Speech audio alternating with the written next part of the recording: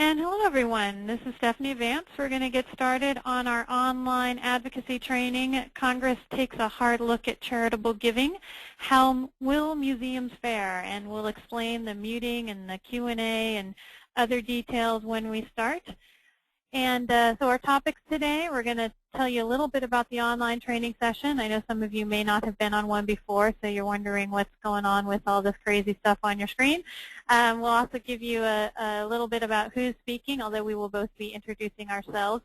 We're going to be taking a hard look at the charitable deduction and what's going on with that in Washington, D.C. You've probably heard there's a lot of interesting budget issues happening in Washington, D.C. And then we're going to talk about how to be heard on the Hill and, more important, beyond being heard, to be agreed with on these issues. So just very quickly about the logistics of our online training session. Everyone has joined in a mute-only mode. And the reason we do that is when you have a number of different folks on the call, we've got about 80 on the call now and more popping in, it does create a lot of background noise if we don't have everyone on mute. So the good news is that if you want to ask a question, you should see a little question box on your screen. If you're not, you should see a little tiny box that has a red background with a white arrow. If you click on that, that should open up a larger toolbar, and you'll see a Q&A box there. You can type questions as we go along.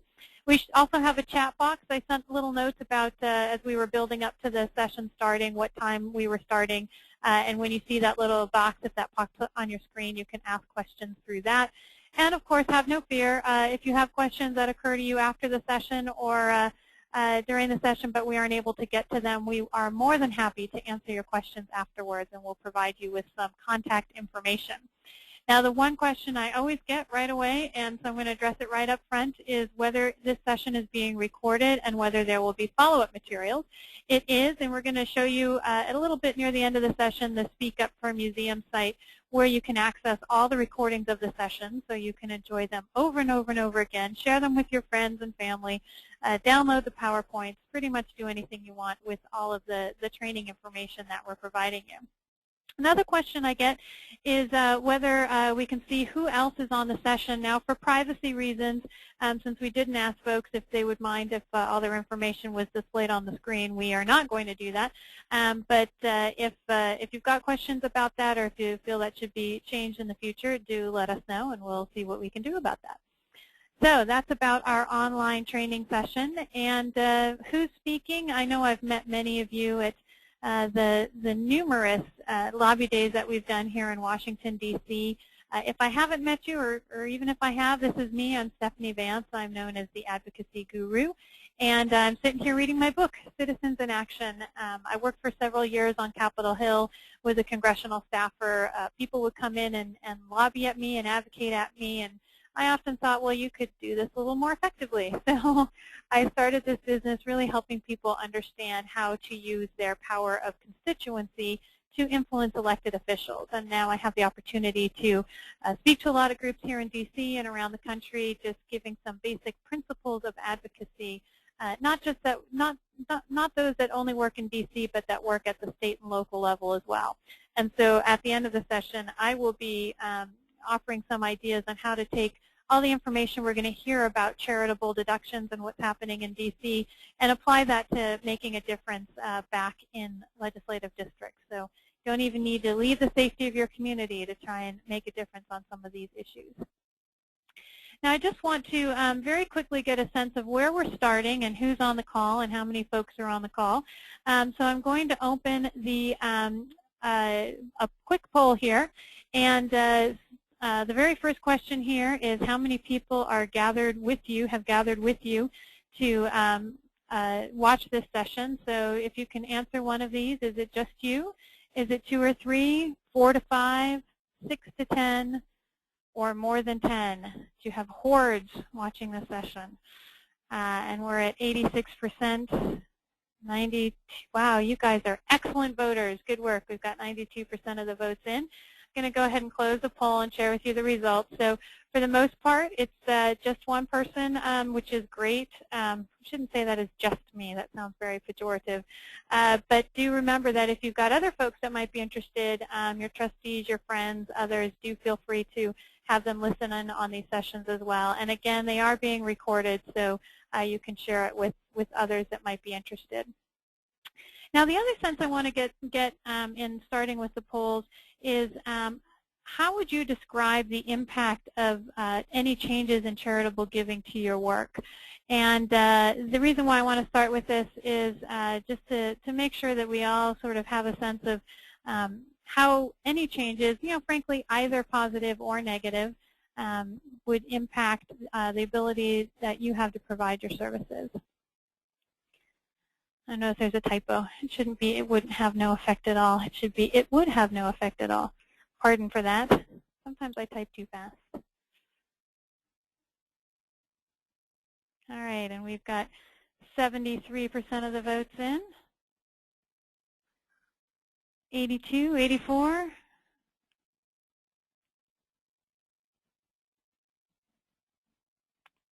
All right, so we've got our usual 90%. Good work, guys.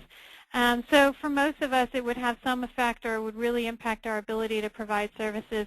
I know some of you may not be directly museums. Some of you may be vendors or others who serve museums. So, this may be more a question of the impact on your ability to work with those folks who you do tend to work with. But I do think that we've ascertained that most of us would be impacted, which is why I think this is a very timely session. So speaking of timely, I'm going to introduce David.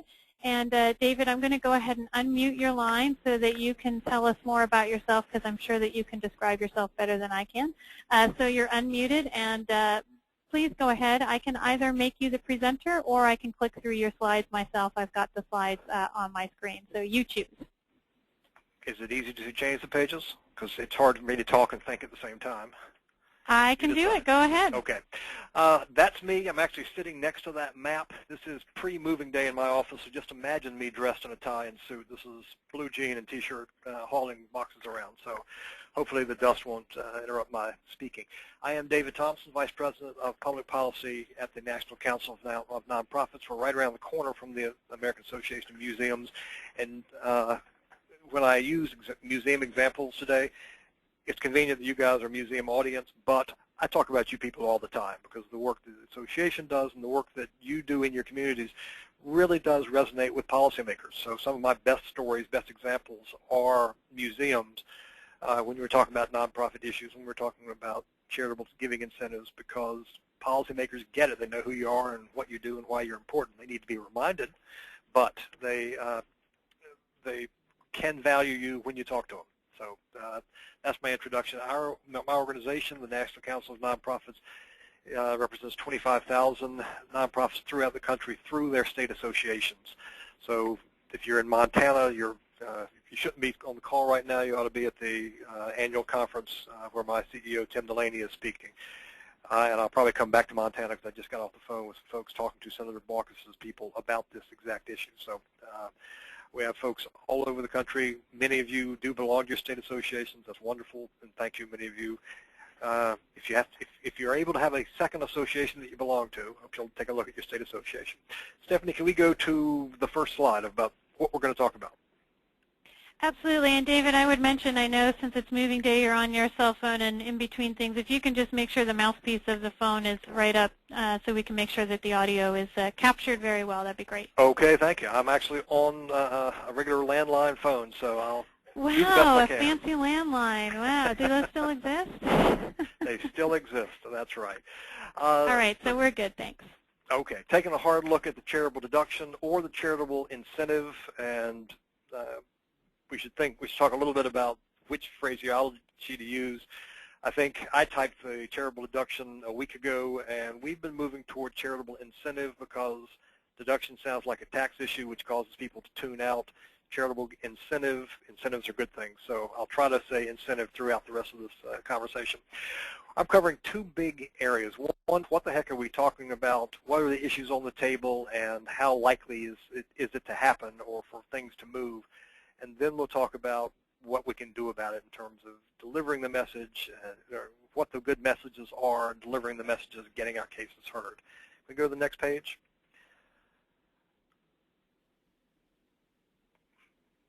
But wait, but first, the question came up, and I was wanting to say this to focus on, yes, you can advocate at the very beginning, but I had a story come from Atlanta just last Friday where our CEO was speaking to a group of board members.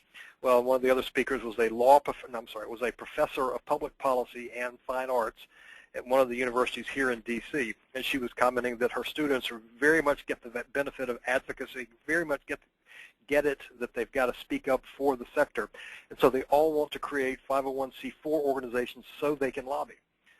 And Tim responded to her, but they can lobby as C3s, and this teacher, professor, PhD, said, no, they can't because they're charities. That is the biggest fight that Gail and Carla and Ember and all the folks in the nonprofit community have, is that there's a constant belief that charities, that 501c3s cannot lobby and cannot advocate. Absolutely false. Yes, we can. We don't give up our constitutional rights to speak just because of our tax status. You see the book there, Speak Up for Museums. I was saying that I use museum examples when I am lobbying or when I'm explaining issues to people. I use this book too. I'm writing an article for a magazine called Association Trends. And they asked me to talk about public policy and advocacy and so forth. And I am, I'll say, borrowing liberally as opposed to plagiarizing because this is being taped. The format of this publication, I get no commission, so I'm touting it for the good of the sector, not for the good of me. This is a superb book. It came out this year. Gail did an excellent job pulling together this information in her inimitable style. So I highly recommend the book, and it makes the case abundantly clear that, yes, you can advocate. The general rule is that we can all engage in nonpartisan advocacy on behalf of the sector. We certainly can do education efforts to the public, to the media, to policymakers about the importance of the sector, and we can lobby directly on legislation, vote for, vote against, support funding for NEA, any of those issues we can. There are some limitations, but nothing that I would imagine that nothing you would ever cross, and no lines that you'll cross. Where the law allows us, and through some additional features of the law and featured in this book, the law encourages us. We at the National Council of Nonprofits have the view that advocacy is not just a nice thing to do or something that the political science wonks in a nonprofit like to do when it's fun, when they have spare time. We think advocacy is a core function of the mission of an organization. If your goal is to accomplish, to bring historic preservation to the community or to preserve the culture, advocacy is a key part of that. It goes to the teach man to fish or feed himself for life. Advocacy is the broader way of accomplishing your mission. So we think it's actually a core function of mission. Okay, that's the ending of the preaching there. But also there's a special rule. Even if anyone told you, your lawyer, your accountant, your board members tell you you cannot lobby, the topic we're talking about today fits into a special rule called the self-defense lobbying, in that regardless of the rules, restrictions on what we can do in terms of advocacy, when it comes to the core functions of our organization, such as our tax-exempt status, such as the charitable deduction and charitable giving incentives, those go to the core of our existence, and the limitations that do exist do not apply here. So the subject of charitable deduction is an exception to the very loose rules, but an exception to the rules. So self-defense lobbying is wide open. There are no restrictions to you as a museum or you as a supporter of your community, supporter of nonprofits, going and telling your policymakers what's what for, and what they ought to do. So, sorry, feel strongly on the subject and felt I ought to introduce it here in case anyone had the view that they're told they can't or they don't want to. We think it's a good idea to do it. We think it's a way of accomplishing your mission. Definitely, let's go on. Let's get into the program. What's in play? The charitable deduction, the charitable giving incentive, the incentive for individuals to give and then take something off their tax roll is on the table. Everyone has heard about and talked about and continued to talk about President Obama's proposal. It came out 3 years ago. The proposal is to limit the value of the itemized deduction for higher income individuals, so that instead of their tax rate, whether it's 33 or 35% now, they could only get the value as if their deduction, they can only get the value of 28%. Easier way to say that is if someone gives $1,000 Ordinarily, they could cut $350 from their taxes. Instead, it would only be $280 in the taxes. It's about a 20% decrease in the value of the deduction for upper income folks. Upper incomes, individual $200,000 of adjusted gross income, or families or a couple $250,000. Clearly, it's a bigger issue for museums than it is for the Salvation Army kettle, where people don't write off deductions and so forth. But it's an issue that's been around. Ford Bell has signed on to a number of letters. The association's been a leader on this topic, on focusing on the president's proposal, because that's the one that's been around the most. He proposed it in his 2009 budget, his first budget, in order to pay for health care for all, as part of the health care proposal. He proposed it again in 2010 to pay for deficit reduction. It's about $100 billion over 10 years for that one piece. $100 to $125 billion would be raised, would come to the Treasury. This year, he proposed it in order to offset the cost of a change in the alternative minimum tax that affects middle-class taxpayers. Now, just this past month, or within the last 2 weeks, he proposed the cap on deductions to pay for the American Jobs Act. That bill had a number. It was about a $447 billion spending proposal, including some tax cuts and things. And to pay for it, he proposed his 28% proposal. I should be clear, it is not limited to the charitable deduction. It applies to all itemized deductions, so that's mortgage interest, that's health care expenses, that's state sales tax and things like that.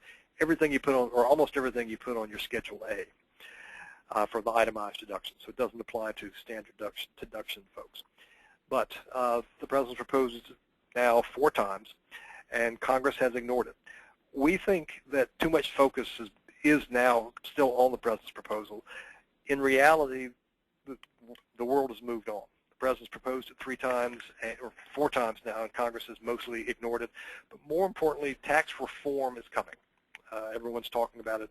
It's not going to be this year, but tax reform is coming, and I'm going to come back to that.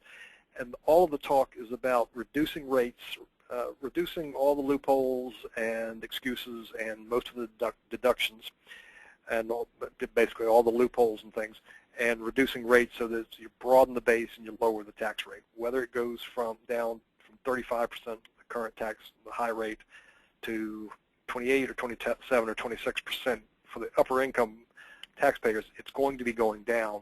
So the President's shift from 35% to 28% is now obsolete. So I don't plan to talk about the Obama proposal unless you want to ask questions anymore, because it's only one of several proposals that are on the table. You can see the table on the screen there, and that is actually a picture of a table from a museum. Trying to keep with the theme here. The other proposals are on the table. I'll mention briefly just so you get a flavor of the notion that there's a lot to be considered, that Congress has a lot to chew on, and they're taking them all seriously. Last December, you'll remember the Deficit Reduction Commission. That was the Bowles-Simpson proposal that made a proposal to raise $4 trillion, or to reduce the deficit by $4 trillion, doing a number of things, raising taxes and cutting spending and altering the some entitlement programs. But on the issue of charitable incentive, what they propose doing is switching from the current itemized deduction, with charitable giving being one of the itemized deductions, abolish most of them, but keep charitable incentive after they change it. The change would be to turn it into a 12% tax credit after you've donated the first 2% of your adjusted gross income. So if your $100,000 of adjusted gross income, you have to give $2,000, 2% of your adjusted gross income, before you can start getting the credit. It's been reviewed. It actually hurts giving of larger income donors. It encourages giving of lower income giving. But from the nonprofit community, that's actually the worst case scenario from the CBO analysis, which is that last bullet that I'll get to. So that's a table. Switching to a tax credit is something that Congress is looking at. Bipartisan commission came out at the same time. It proposed a British system, and some of you on the call may understand the system better than I do. I don't plan to become an expert on it. it says that the individual would no longer get a credit or would no longer get a benefit from donating, but if I give to the museum in my hometown, the federal government will send a refundable credit to the museum as well. I think that's a 15% credit on top of what I gave. So the charity would benefit, but the individual would not. And I haven't seen any cost estimates of that, but it's very confusing, and most people scratch their head and look at you funny when you mention it. Gang of Six is the name given earlier this year to a group of 6 bipartisan senators, 3 Republicans, 3 Democrats, who took the Deficit Reduction Commission recommendations, the Bowles-Simpson recommendations, and tried to put it into legislative language. They didn't succeed, but they came out with some agreements on a number of issues, and they made one statement that has caught everyone's attention, everyone in our world's attention, and that was on the tax reform. They want to lower the rates and abolish most of the deductions, but they said about the charitable incentive, they said, quote, reform, don't repeal the charitable deduction.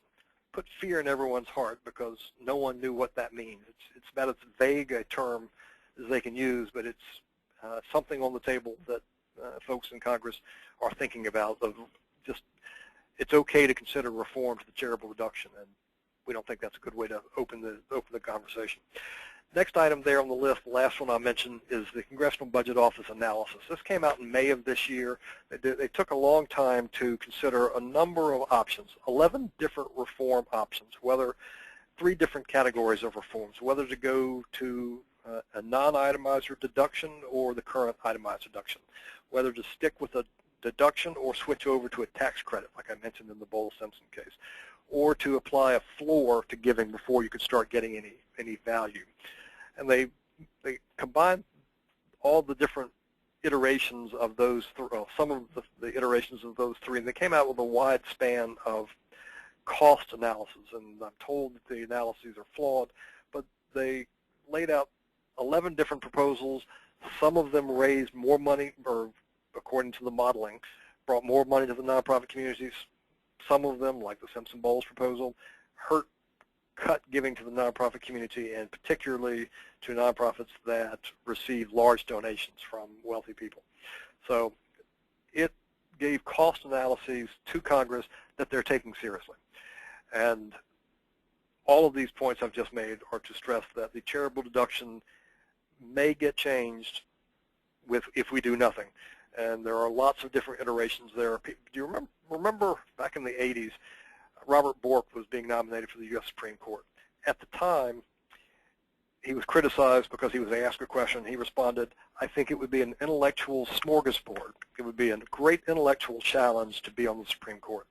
Well, that's where the charitable deduction is right now. There are lots of folks here in Washington, very smart intellectuals, who want to get their hands on the dials to change things, to allow, maybe if you did this with it, to experiment. Well, there are a lot of, over 1 million nonprofits that rely on the charitable deduction, the charitable giving incentive, that generally don't feel that experimentation is in the best interest of the people we serve.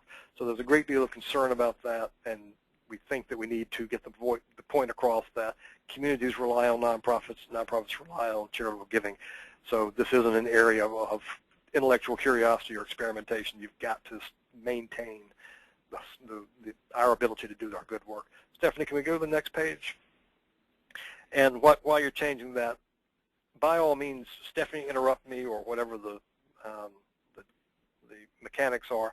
If I hit an issue that, go ahead. And David, I was going to just jump in, and that will be our protocol as Stephanie just jumps in every once in a while, because I did have a question whether the results of the CBO analysis were available online, and then I had someone who answered it independently, like we were all on the same page, that it's available through their website, which I believe is cbo.gov. That is absolutely right. Okay, great. And I happen to have it in my hand. I'm not seeing a note. It came out in May 2011.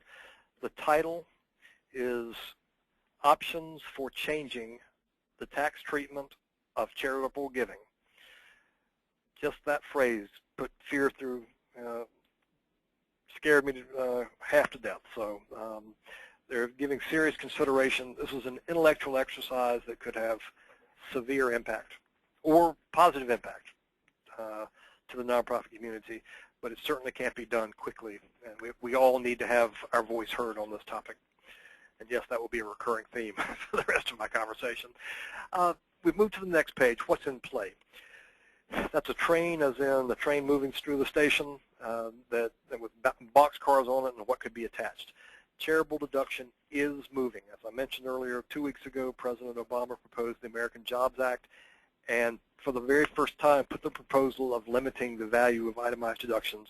First time it was put in legislative language. Well, the first step in Congress is once it's in legislative language, it may never go away in terms of it being an idea. So it's now engraved in legislative language.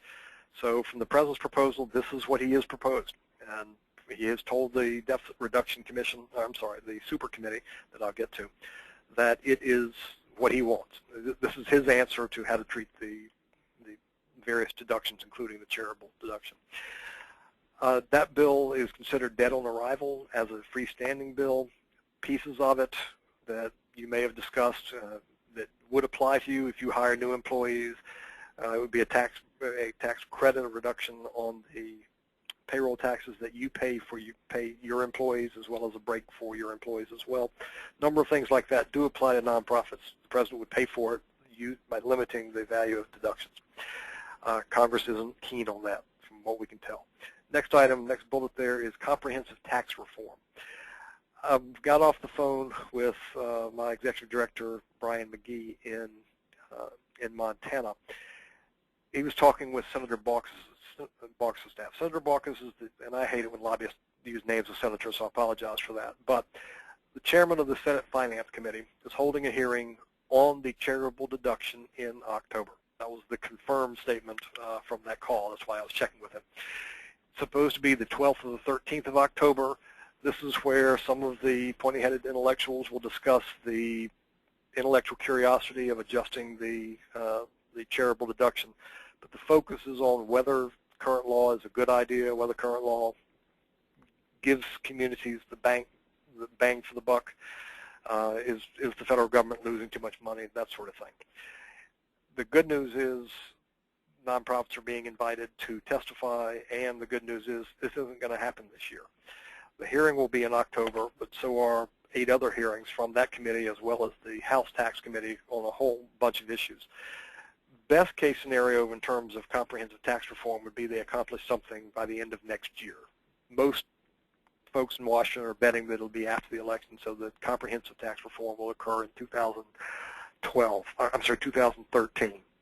Last time they did it was 1986. That was right before the presidential election, so I personally put my money on it being toward July or August of next year. But that still means that that's a lot of work that needs to be done and a lot of voices that can be heard between now and then.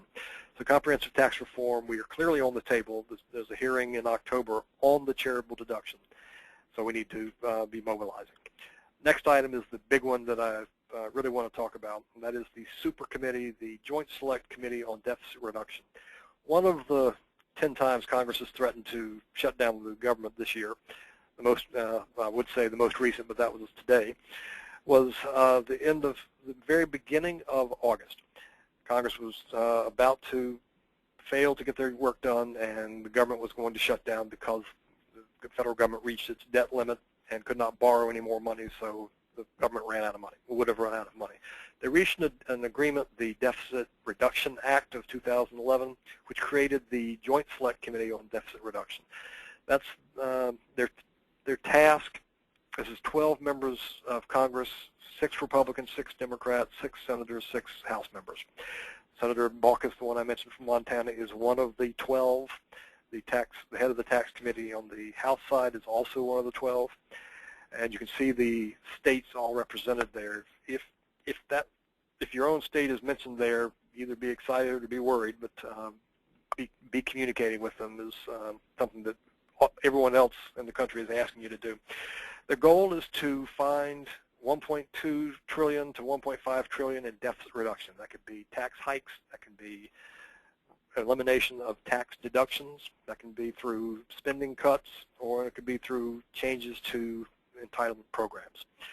Don't know if they're going to accomplish it, but their job is to issue a plan that a majority vote of 7 of the 12 members can vote on. They have to do it by November 23rd, and they have to provide as much deficit reduction as they can. If that proposal, assuming it gets 7 votes, must be taken up in the House and the Senate and voted on by December 23rd. If they fail to lower the deficit, to pass legislation lowering the deficit by $1.2 trillion, then some severe automatic spending cuts kick in 2013, half in the security area, defense area, half in the domestic area, outside of most entitlement programs. So it's a serious issue.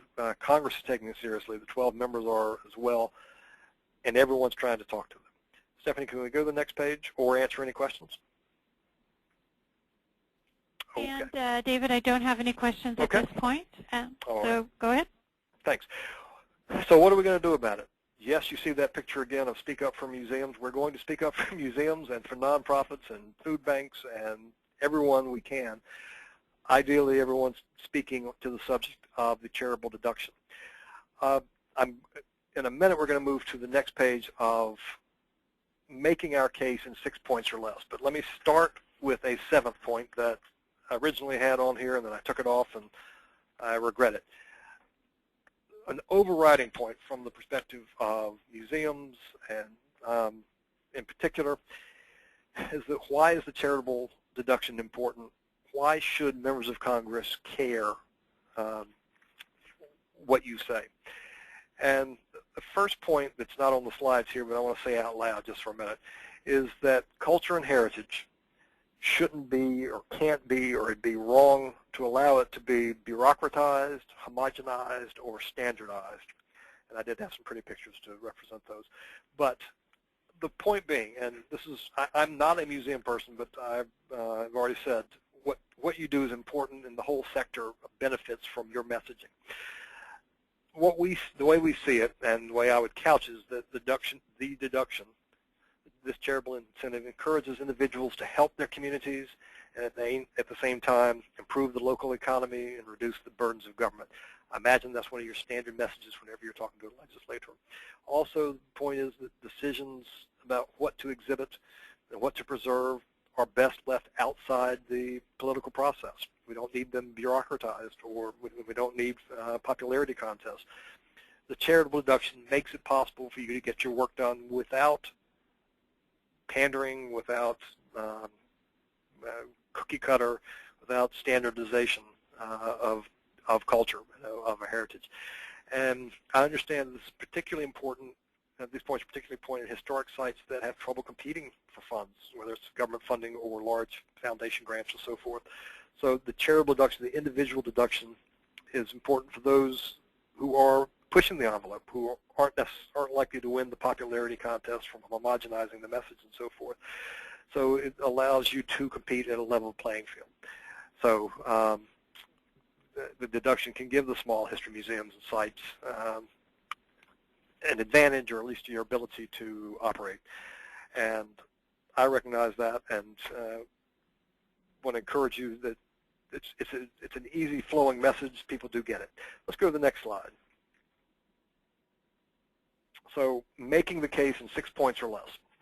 I just used the 7th point, but in 6 points or less. And Stephanie, I'll probably go pretty quickly through these.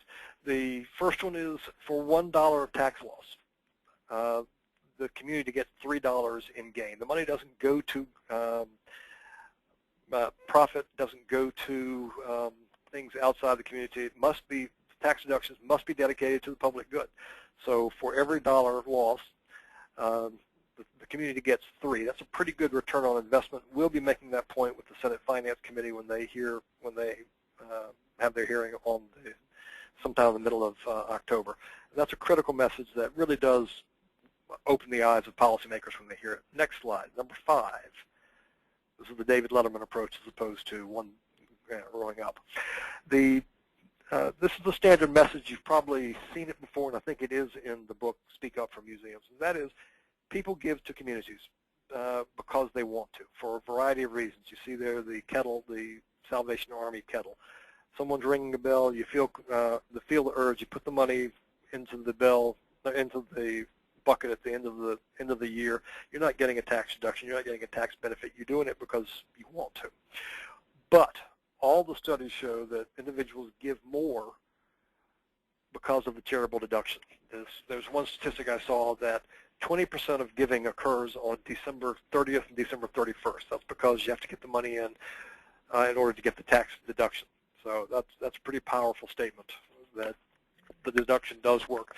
And those pictures on the bottom, in case you're curious, are all from the American Association of Museums website.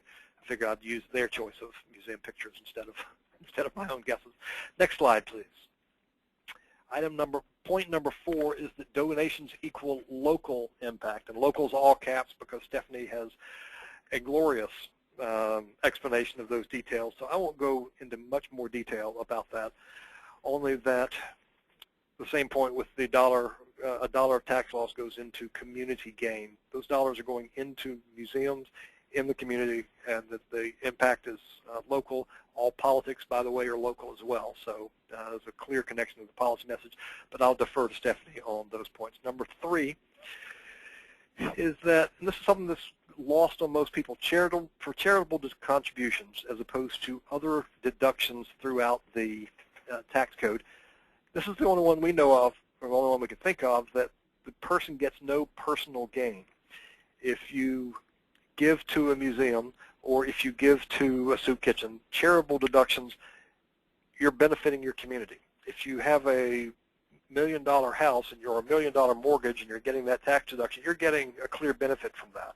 Or you've paid a lot of money for your health care, or you have an extra cost because of sales tax, or a variety of the other deductions, or the business deductions that are in the tax code and so forth. Those are all to benefit the business, or the individual gets some benefit from that provision. In the tax code, for the charitable deduction, the only benefit you get is the deduction.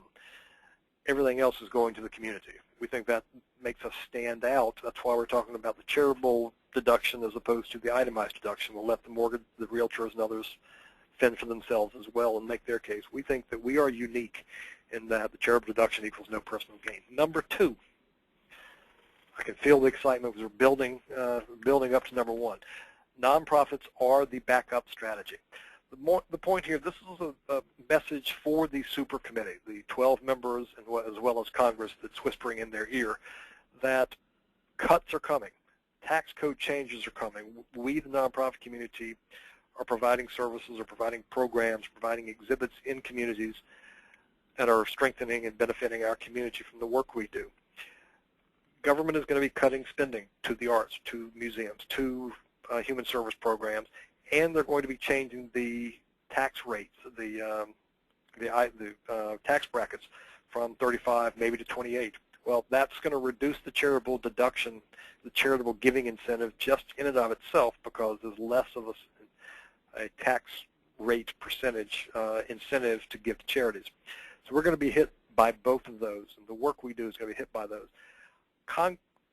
Policymakers, politicians from across the political spectrum and across the country, which is represented by these pictures here, have all said out loud, yes, we're making cuts, but thank goodness the nonprofit community is there to pick up the slack. Over on the left is Chris Gregoire of Washington State. That's standing in front of the historic ship. I hope you can see. She made the comment last year or earlier this year, she hates her budget, and she's sorry, but she's asking the nonprofit community to come help fill in the gaps because the government has run out of money and they just can't do as much as she wants them to be able to do. The Hickenlooper, I think is the name, Democratic governor of Colorado, that's at a zoo, said in a nonprofit gathering, yes, we're doing tax cuts. No, we can't raise taxes, but thank God for the nonprofit community that you'll be there to pick up the slack. Those are actually that was his statement, his words. Next picture over there is Rick Snyder, governor of Michigan, who recently signed the law that limited how long people could be on public assistance. And last I heard read a report recently that 30,000 children will be off public assistance on October 1st. But what he said when he signed the bill, the signing ceremony, was, and we're working with nonprofits to help provide a soft landing for individuals who were being taken off, who were losing their public assistance. He didn't talk to nonprofits, and he's actually close to the nonprofit community. He didn't plan anything ahead of time. He was just making a statement, nonprofits will be there. And then the last one is Nikki Haley, governor of South Carolina, my home state. When she was campaigning, she was saying, government's got to shrink, nonprofits are going to have to pick up the slack. Just straight, clear message.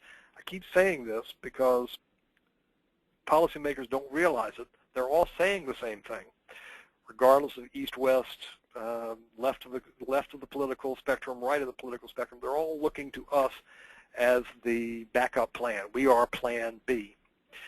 For the next slide, there is no Plan C. They're cutting, they're reducing, they're shrinking, and they're assuming we're going to pick up the slack, and they don't have another plan for what happens if we don't do it. Our message is the charitable incentive is vital, essential, absolutely critical for our ability to maintain what we're doing, maybe expand what we're doing. The incentive ought to be increased, certainly, but the point is that it's being shrunk. So we need the charitable deduction, and that's all there is to it, because they don't have a Plan C. Next slide, please. I'll try to speed through these because I see I've run long. Just have two more left, I think. But this might be my last one. Getting the case heard. We've talked about the message, the 6 or 7 points. Now, what to do getting the point heard, and I'll be very brief here. Talk to policymakers.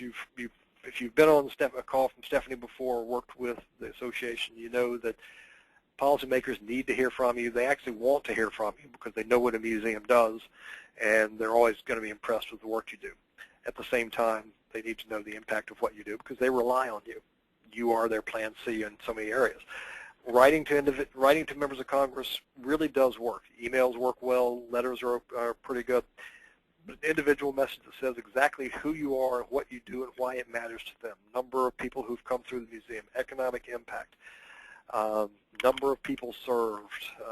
Parts of the dollar value of the neighborhood that's been improved, or new tax revenues. Any information you can use to prove to them that the world is a better place because of you. Clearly get cut through the clutter. Also, sign-on letters. You may, if any of you are members of state associations, you'll probably be receiving an opportunity to sign on to a letter that essentially makes the points that I made on the six key points, ending in that last one that policymakers are relying on nonprofits and we're relying on the charitable giving incentives. That's encourage you to do sign on if you can. If you do hear from your state association. Participate, so it's talk to policymakers, write to Congress, and participate in coalition type of activities. Association is doing some wonderful work. I've had the joy and opportunity of working with your Washington folks here, and their talking points are spot on, and by all means engage, work with them, any opportunity. If you get an action alert from the American Association of Museums, please do take it seriously, drop what you're doing, and follow through with it. Separately, the state association members of the National Council, if you go to our website, www.councilofnonprofits.org, you can see what the state association is in your state and decide whether you're a member, that sort of thing. But I want to encourage you to participate in that. And Stephanie, I think that's my last slide. Or is there more? Nope, that is indeed it. And I'm just so folks know, I'm typing into the chat box the two websites we talked about, the cbo.gov website, which gives the options for changing charitable giving, which is giving everyone such nightmares, and then David's site, the councilofnonprofits.org. And David, I'm going to go ahead and leave your line unmuted so that you can chime in. I think the nice thing is that what we're talking about dovetails so nicely, so I won't need to cover a whole lot, and we'll definitely get people out by 3. So I know many of you may have heard some of the stuff I've had to say before, but I have a brand new acronym for you and some brand new ideas. So I think, where David left off in terms of being heard on how we can make a difference on some of these things, talking to members, participating, et cetera. These are going to be the 5 strategies for success that I'm going to quickly mention. We do have a couple questions that I'll leave a minute for at the end to make sure that we address. One of which is, do we have a sample letter, which I'm actually going to show you online. So anticipating all the answers here.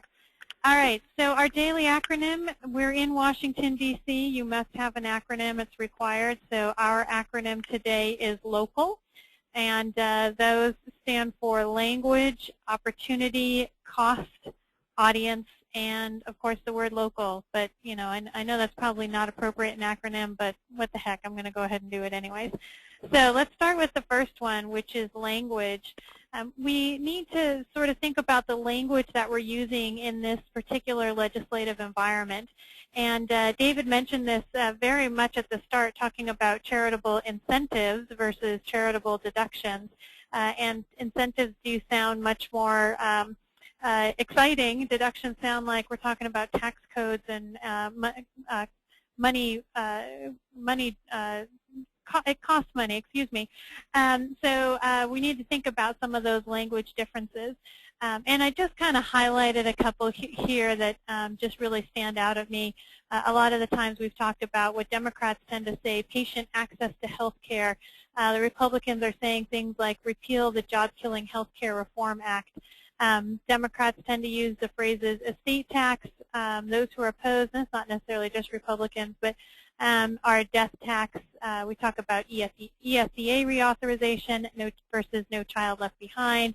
One of my favorites is the Light Bulb Freedom of Choice Act. That's a piece of legislation you may have heard about that has to do with whether or not we're going to use fluorescent bulbs. The point is that the new leadership in Congress, and this isn't intended to be partisan in any way, it's simply that the language is changing about how we talk about some of these issues. And as folks who are going to be doing some advocacy, we need to recognize that, and we need to figure out how we craft our language around what's going to resonate most in Washington, D.C. And David gave us some really good ideas on how to do that. Now, the O in local is for opportunities. And you'll see that we've got a number of opportunities that you may already have. My point here is that we don't necessarily have to reinvent the wheel when it comes to advocacy. You don't need to try and set up something special, although it would be nice if you could. But you already have a number of events, obviously. You may be the type of museum who will have openings for different artists or displays. You know, take a look at your calendar, see if there's something that you already have going on that you might be able to invite a legislator or a staff person to. You may have trustee and friend meetings, special programs. You know, you may possibly have space available if you're a larger museum that would be possible for elected officials or staff people to use. Obviously, you want to know something about the campaign rules so they aren't using it for campaign events within a certain period of time. But for the most part, you've already got some opportunities to connect. It's just a matter of looking at your calendar, figuring out what some of those might be. And you can do that at the local level. You don't necessarily need to come to D.C. You can simply invite not just the legislator. Don't forget the staff people. The staff people are really important. They are often the ones who are making some of these decisions. And I know from my time on Capitol Hill, and your team, the government relations team, has also spent a lot of time on Capitol Hill. We know that a lot of times a member of Congress will be running down to the floor and call us and say, hey, you know, I can't remember what we did last time on this issue, and we'll tell them, and that's what they'll do. So staff are very, very critical to the process. Don't forget them. The key in any of these opportunities that you make to connect at the local level is to make the point how charitable contributions make these events, anything, the programs, possible. So you really want to focus in on that message. You know, a lot of times we may have legislators come in to see something. We kind of want to educate them about our museum. Right now, our message is how to make those charitable contributions, or how those charitable contributions make everything that you're showing the legislator or staff person possible. So do find ways to keep that in the back of your head. And if it helps, you know, if you have a meeting of some sort of some of the trustees or friends or volunteers or others, having them make those messages, deliver those messages as well is always useful. The cost, that's the C in local. Our messages in D.C. right now are jobs, jobs, jobs, jobs, jobs. We need to talk about jobs. Everyone's interested in jobs. People want to promote jobs. People want to promote economic development. In the entire 111th Congress, last Congress, there were 267 bills mentioning the word jobs. So far in the 112th, which is just halfway through, there's 237.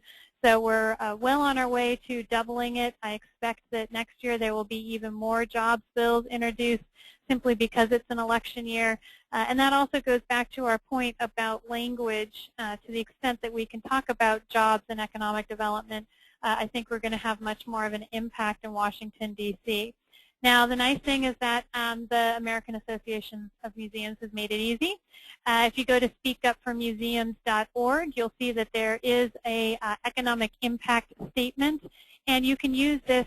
You can download it. You create your own. You see we've got some wonderful examples here. I'm going to just click on one of them. The Cole Children's Museum, which I know I've seen in the past, has some great examples, talks about the vision, the message audiences served, even has pictures. Anytime you can include puppies or children in a picture, always influential with legislators. The other thing I want to highlight while we're here, if we look at some of the alerts, we were talking about the charitable giving at risk. This is our online program that will be that we are focusing on. You'll also see that they've got a alert up right now. Everyone was asking, is there an alert up right now? And so we're going to go to the Contact Congress page. Sorry, usually this is found, but let's see, 17. Sorry about this. They must have done some redistricting while I was sitting around. All right, so we'll see that we've got some of our elected officials here. If we click on Mr. McClintock, we can learn a little bit about him. We can also see some of the current issues that are going on, and we can see here is the current action alert on protecting charitable giving. So for the folks who are asking, do we have a sample letter, you'll see there is a sample letter here. You can you type in your address information. This makes sure that it gets to the correct elected official. You click review your message. That's going to give you an opportunity to personalize the message, make sure that you are telling your very local story, because local is obviously the word of the day. So do use that as an opportunity to deliver some of that message. It's already up there and drafted for you, all online, very easy. Be sure to tell others about it as well, your trustees, your friends, etc. Also talking about the cost, the speakupformuseums.org has a Museums Fact online PDF, and there's a lot of different stories on there. Right now the one I want to highlight is this one about the economic engines, how many Americans are employed, how much money it contributes to the American economy, etc. I love this U.S. Conference of Mayors one because it shows that elected officials at the local, state, and federal level are really supporting the museums as job and economic development creators. Job creators are very important, obviously, in our current environment. The A in local is for audience. So we want to have a sense of who our primary audience is and who our secondary audience is. Our secondary audience is really the influencers.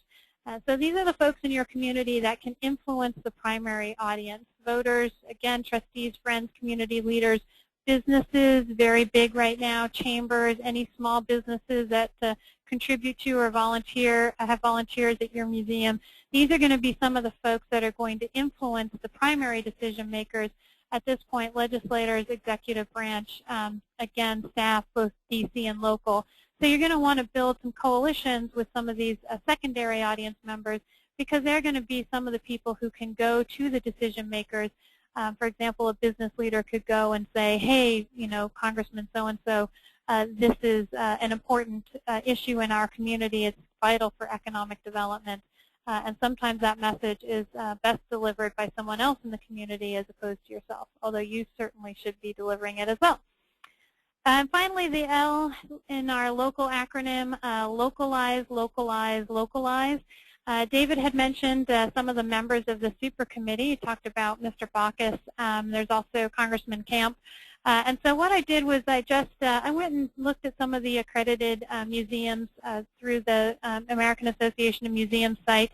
Just found a couple that are local museums, you know, who I think, like the Montana Historical Society, for example, would be an entity that Mr. Baucus or his staff people would want to know something about, maybe willing to go and visit, do a quick tour, even take a look at the website.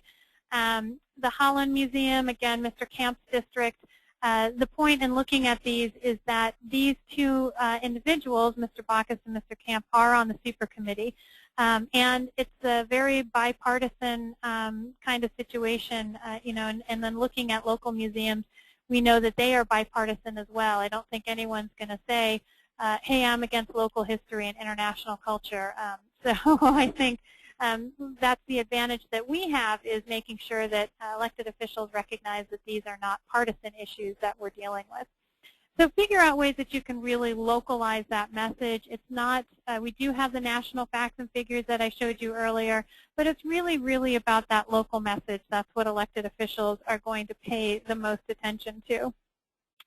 And with that very quick overview of local, local, local, I want to give you this page about what other resources are available.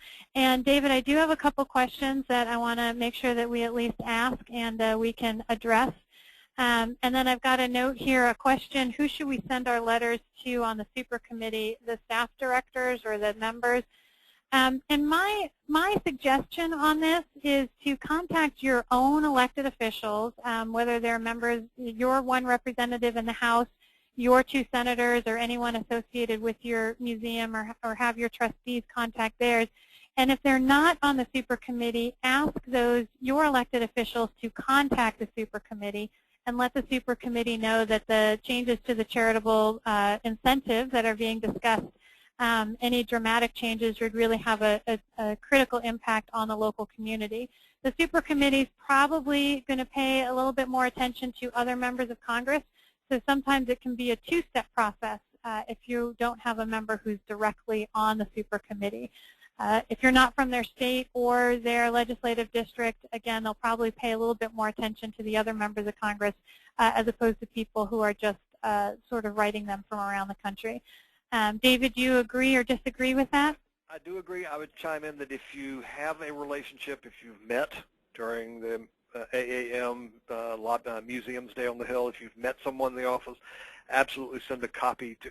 I think it's always best to just send it to the member of Congress directly, but also copy anyone you have any kind of personal relationship with, so that that's two bites at the apple, that two people who are pushing it through the office to make sure that it gets counted and listened to and so forth. And then the super committee folks, I don't mean to be crass, but they really don't care if you're not from their state. So, see, David, I was going to say that, but you are more respectful of Congress. Oh well. I also have a very useful comment from someone on the call who's saying, you know, everyone in D.C. is obviously pitching economic development, and museum jobs can be differentiated because they're not going to be exported or moved to another state. For example, the Museum of Modern Art or the Bronx Zoo is not going to be moved to China or another country or state, and that it really does benefit local residents. It's really about local jobs as opposed to just jobs that happen to be local, which I think is an excellent point. Two other quick questions. Do we have a source? And I should mention, if people are popping off the call because you've got other things, just make sure that you see the resources here. We've got future online advocacy training sessions. Advocacy Day 2012, make sure you've got it on your calendars, a real opportunity to deliver some of these messages we've been talking about. Use that speakupformuseums.org site to send letters to your legislators. Everyone's telling you to buy the AAM Guide to Advocacy, so take a look at that. And then you've got your government relations advocacy team. This is their contact information, so they can help as well. So since we do have a question about whether the presentation is available on the AAM site, it will be available on speakupformuseums.org. So do take a look there, and you'll be able to access it there. quick question, do we have a source for the $1 in tax loss, $3 in community gain number, David, that you were giving us? I got it directly from a New York Times article, but I'm sure it has the source for it that I'd have to check, and I can send to the team and get it to you. I got it from a New York Times article that did cite a source, so I just don't have that in front of me.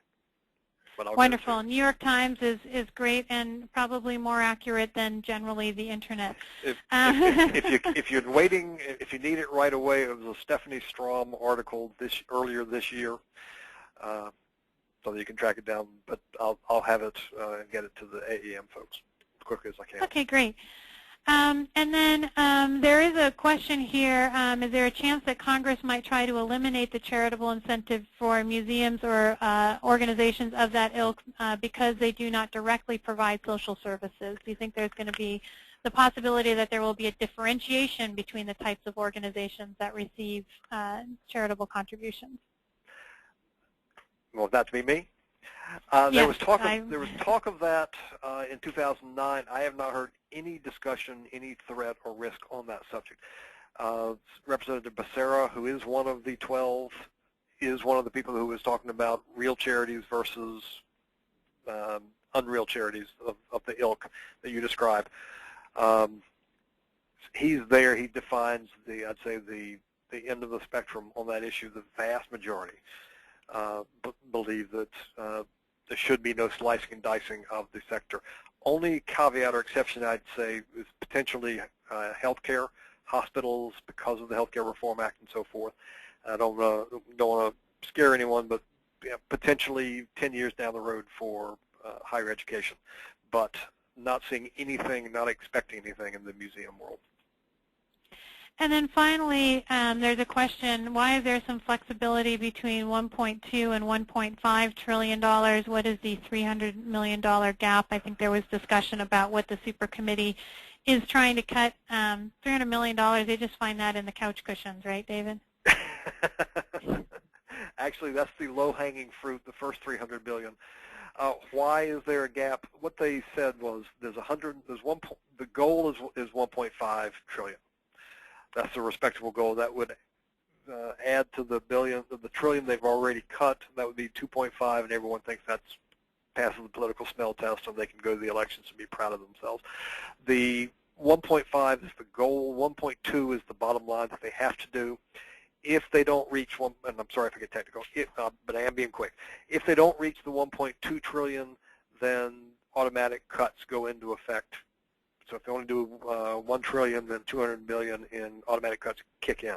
If they go above 1.2 billion, then there are no automatic cuts and so forth. So they can go as far as they want. They can go to 4 trillion if they want, but the goal is 1.5, but the bottom line is 1.2, and they'll do whatever they do. There's no real magic in between. All right, great. Well, I think we've addressed all the questions that we have, and we've run a couple minutes over, but hopefully you've gotten some ideas through this session on what's happening with charitable incentives and how to make some messages resonate in your local districts. Again, the materials will be available after the session on the Speak Up for Museum site. There's the action alert there, so I hope that that will be useful for you all as you go forth and advocate. Thanks a lot, and enjoy the rest of your day. Thanks all.